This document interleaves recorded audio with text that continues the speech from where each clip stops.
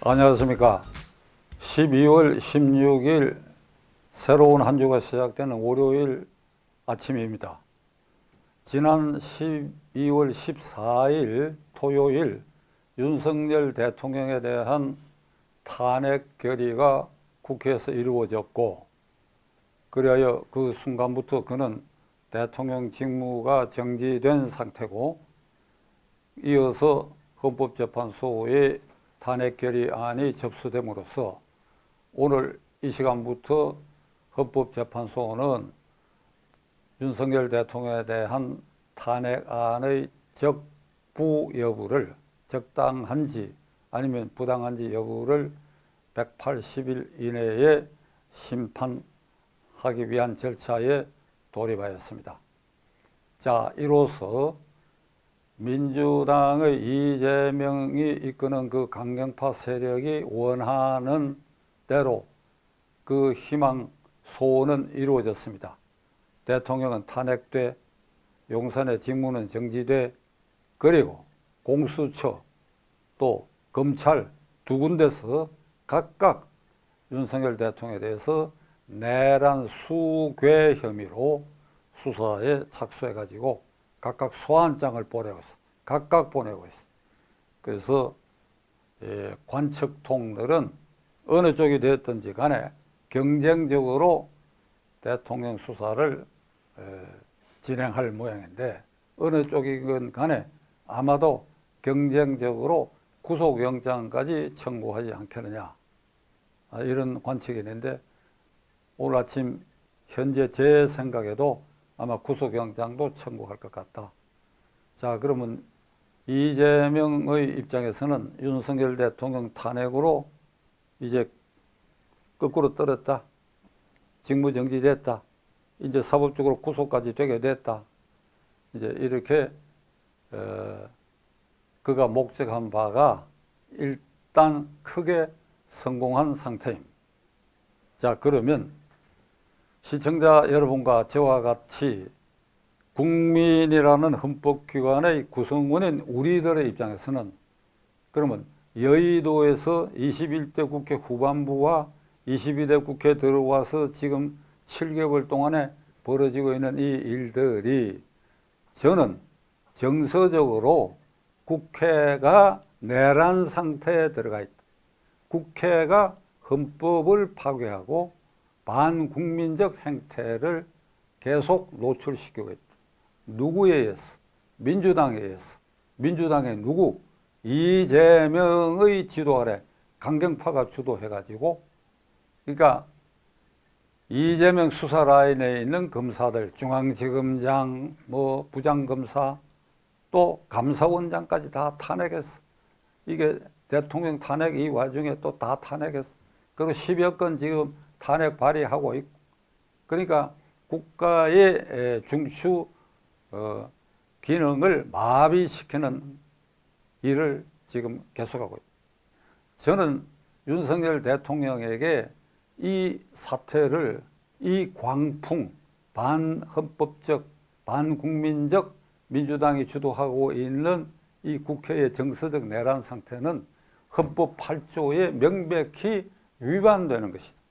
헌법 8조의 1, 정당의 조직 목적 활동은 민주적이어야 하며, 2, 국민의 정치 이사를 수렴하는 필요한 조직이어야 한다. 만일 이러한 헌법 조항을 위배할 때는 대통령은 이 정당을 해산해야 한다. 어떻게? 해산해 달라고 하는 제청을 헌법재판소에 마땅히 해야 한다. 그럼 헌법재판소가 이걸 심리해서 이유 있다고 생각하면 그 정당은 해산하는 것이다. 지금 헌법상 대통령에게 주어진 3급 분립, 말로는 우리가 3권 분립, 견제와 균형 이렇게 얘기하지만은, 대통령이 국회의 이런 이 내란적 망동행위를 제어할 방법은 헌법 8조밖에 없습니다. 국회 해산권이 없어요. 자, 국회는 대통령에 대해서 탄핵을 해서 중도에 하차시키고 임기도 중단시킬 수 있지만, 대통령은 국회의원의 임기를 중단시키고 하는 국회 해상권이 없어요. 정당 해상권밖에 없어요. 그러니까 저는 이 정당 해상권을 행사해라. 왜? 대통령이 주어진 권한이고 저 이재명 강경파들이 하고 있는 저 망동 행위를 봐라. 대통령이 어떻게 이 권한을 발동해야 된다. 저는 계속 촉구했는데 대통령은 왜 그랬는지 계엄 선포 쪽을 선택해가지고 지금 엄청난 후폭풍 끝에 결국 자신이 탄핵을 당하고 말았다. 우리는 이 국면에서 헌법상 제1기관인 국민들이 어떤 시각과 어떤 생각으로 바라봐야 되느냐. 그래, 윤석열은 탄핵 사유가 있다. 사법처리 대상도 된다. 그렇다 치자. 이제 그 수순을 밟게 됐다. 그러면 국회의 저 정서적 난동행위가 계속되어 있는 저 부분은 그러면 국민이 침묵할 것이냐? 입을 다물고 방관할 것이냐? 아니지요. 그렇지 않습니다. 이재명은 대통령이 탄핵 결의된 이후에 이런 말을 했습니다. 헌법재판소는 신속히 대통령의 탄핵 적부를 심리를 빨리 결론을 내려라. 신속히 결론을 내려라. 1. 2. 한덕수 국무총리와 계엄 선포 직전에 국무회의에 참가했던 국무위원들 전원을 순차로 탄핵하겠다. 이 두 가지를 선언을 했습니다. 자, 1. 헌법재판소가 윤 대통령에 대한 탄핵 심리를 신속히 하라. 그러면 의문이 하나 생기지요. 그 얘기를 다른 사람이 하면 몰라도 이재명이가 한다는데 문제가 있는 겁니다. 이재명은 지금 7가지 사건의 10몇 가지 범죄 혐의들을 가지고 재판을 받고 있는데 그중에 가장 선두적으로 지금 문제되고 있는 게 12월 15일 중앙지방법원에서 판결이 난 공직선거법 위반에 1심에서 유죄 징역 1년 집행유예 2년의 판결을 받았어. 이게 고등법원에 지금 항소가 되어 있는데 이게 확정이 되면 그는 피선거권과 이 모든 걸 상실하게 됩니다. 그런데 항소를 12월 15일 판결 직후에 했으니까 11월 말경에 이 고등법원에서는 어떤 조치를 했느냐. 항소장을 접수를 해가 그것을 고등법원에 보내면서 1심의 모든 소송 기록을 고등법원에 보냈어요. 그러면 이 소송 기록을 접수한 고등법원에서는 이제 그 순간부터 고등법원의 재판이 시작되고 그러면 공직선거법상 고등법원에서는 3개월 안에 결론을 내려야 돼요. 그러면 고등법원에서 소송 기록을 접수했다 하는 걸 피고인 이재명에게 통지를 했어. 그런데 이걸 받지 않아 버렸어. 이재명이 당대표고 국회의원이고 집도 있고 뭐 서너 군데 그의 주소가 있는데 어느 쪽에 보낸지 모르겠으나 이게 뻔한 짓을 하고 있어. 수령을 거부했다. 등기 속달로 오는 이 소송기록 접수 통지서를 거부해버렸다. 그럼 다시 또 이제 발부 절차를 밟고 있는데 이게 소송기록 접수 통지를 받으면 20일 안에 항소이유서를 써내야 돼. 항소이유서를 써내고 나면 이제 재판 몇 번 하면 결심이 되는 거예요. 그러니까 일단 이 기간의 이익을 벌기 위해서 이것을 꼼수를 부려가지고 시작부터 뒷발질을 하고 있다. 이런 이재명이가 윤석열에 대한 탄핵 심리는 신속히 하라. 이렇게 말할 자격이 있나요? 우리 국민은 요구해야 됩니다. 법원에 강력히 요구해야 되고 이재명에게도 더 강력히 요구해야 됩니다.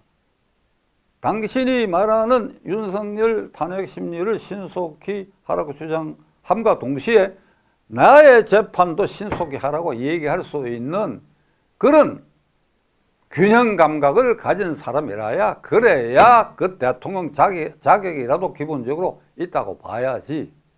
애시당초 그 사람은 대통령 자격이 없다고 저는 보고 있지만은 그거라도 그렇게 해야 될 거 아니야.